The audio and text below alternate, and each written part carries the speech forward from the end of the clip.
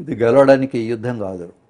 So ఇద్దరు partners ముందే discuss చేసుకొని ఎవరికి ఏ పొజిషన్లో హ్యాపీగా ఉంటారు, ఎంతసేపు చేస్తే హ్యాపీగా ఉంటారు, మొహమాట పడకుండా ఇద్దరు డిస్కస్ చేసుకోవాలి. రతి అనేది కేవలం ఎంటర్ అయినప్పటి నుంచే పెట్రోల్ బంక్ బిజినెస్ కాదు, లోపలికి ఎంటర్ అవ్వడం నుంచే టైం కాదు. అంతకుముందు ఫర్ ఎగ్జాంపుల్ మార్నింగ్ భార్యాభర్తలు ఇద్దరు ఘర్షణ పడ్డారనుకోండి, రాత్రిపూట శృంగారంజలో వాళ్ళని మనం ఒప్పించడం కానీ, గెలవడం అనే పర్డు నేను ఒప్పుకోను, కానీ వాళ్ళను కూడా సహకరించమని అడగడానికి కానీ మనకు ఈగో అడ్డం వస్తూ ఉంటుంది, అమ్మాయి కూడా ఈగో అడ్డం వస్తుంది. నన్ను పొద్దున్నే ఇంత మాట అనిపోయాడు మా ఆయన అనే ఫీలింగ్లో ఉంటారు. కనుక సాధ్యమైనంత వరకు ఘర్షణ పడకండి. ఒకవేళ ఘర్షణ పడుంటే శృంగారంలోకి ఎంటర్ కాకముందే కాంప్రమైజ్ కండి, అడ్జస్ట్ కండి. అప్పుడు శృంగారంలో మీకు అనుకున్నంత తృప్తి వచ్చే అవకాశం ఉంటుంది. శృంగారంలో ముఖ్యంగా మగవాళ్ళు లీడ్ తీసుకోవాల్సి ఉంటుంది. అలా లీడ్ తీసుకున్న వాళ్ళకు గోల్ పెట్టుకోవాలి, నా పార్ట్నర్ను నేను తృప్తిపరుస్తాను అని. సో అమ్మాయికి తృప్తి వచ్చేంతసేపు చేయగలగడం అనేది ఇతని గోలు.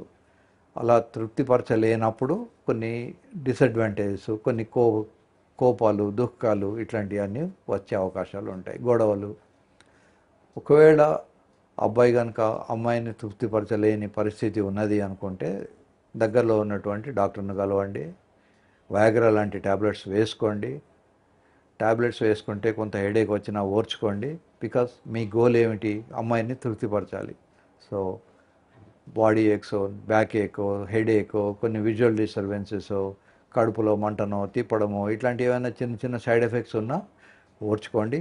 వాటి వల్ల పెద్ద నష్టం ఏమీ లేదు, మీ హార్ట్కి ఏమీ కాదు, మీ కిడ్నీలకు ఏమీ కాదు. కనుక ఏదో అవుతుందని ట్యాబ్లెట్ వేసుకోవడానికి భయపడకండి. ట్యాబ్లెట్ వేసుకొని సంసారం చేయండి. ట్యాబ్లెట్స్ వేసుకున్నా పని చేయకపోతే అవసరం అనుకుంటే సర్జరీ ఉంటుంది, ఆ సర్జరీ చేయించుకోండి.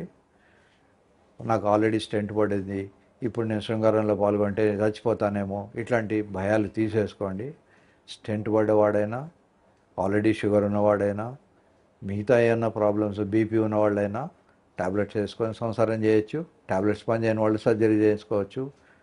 ఎవరికైతే కొద్దిమందికి డాక్టర్లు ఇస్కిమిక్ హార్ట్ డిసీజ్ అని ఒక హార్ట్ డిసీజ్ ఉంటుంది, వాళ్ళకి కొన్ని ట్యాబ్లెట్స్ నాలుక కింద పెట్టుకోమని, ఎప్పుడైనా నడుస్తూ ఉంటే యాంజైనా అంటారు, నొప్పి వస్తే పెట్టుకోమని, లేదా కొన్ని అడిసివ్ ప్లాస్టర్స్ లాంటి మందు దాని వెనకాల ఉంటుంది, అది అంటించుకోవాలి మీకు ఎప్పుడైనా అన్ఈజీనెస్ ఉన్నప్పుడు అని చెప్తారు. అట్లాంటి వాళ్ళు మాత్రమే జాగ్రత్తలు తీసుకోవాలి. ఎస్పెషల్లీ కొన్ని నైట్రేట్స్ అనేటువంటి ఆయింట్మెంట్స్ కానీ ట్యాబ్లెట్స్ కానీ ఉంటాయి. ఐసార్డిల్ అనేది కూడా అదో రకమైన ట్యాబ్లెట్. అట్లాంటి వాళ్ళు మాత్రమే వయాగ్రా లాంటి ట్యాబ్లెట్ వేసుకునే ముందు మీ డాక్టర్ని కన్సల్ట్ చేసుకోవచ్చు. ఇవన్నీ షెడ్యూల్డ్ హెచ్ డ్రగ్స్. మీరు నాకు ఫోన్ చేయకండి ట్యాబ్లెట్స్ కోసం, నేను ట్యాబ్లెట్స్ అమ్ముకోను. నేను ఒక డాక్టర్ని, అవసరం వస్తే సర్జరీ చేస్తాను తప్పితే ట్యాబ్లెట్స్ నేను మీకు పోస్ట్లో పంపించాను. మీరు దగ్గరలో ఉన్నటువంటి మీ ఎంబీబీఎస్ డాక్టర్ దగ్గరికి వెళ్ళి రాయించుకోండి. ఆ ప్రిస్క్రిప్షన్ తీసుకెళ్ళి మెడికల్ షాప్లో మందులు తీసుకోండి. బై ఛాన్స్ ఒకవేళ మీరు కన్సల్ట్ చేసిన డాక్టర్ నాకు ఈ మాత్రలు తెలియవు అంటే ఆ డాక్టర్ తోటే నాకు ఫోన్ చేయించండి. ఆ డాక్టర్ గారికి నేను చెప్తాను ఏం ట్యాబ్లెట్ రాసియాలో. నిజానికి ఈ వయాగ్రా లాంటి ట్యాబ్లెట్స్ యూరాలజిస్ట్ కానీ కార్డియాలజిస్ట్ కానీ రాయాలి, ఎవరు పడితే వాళ్ళు రాయకూడదు.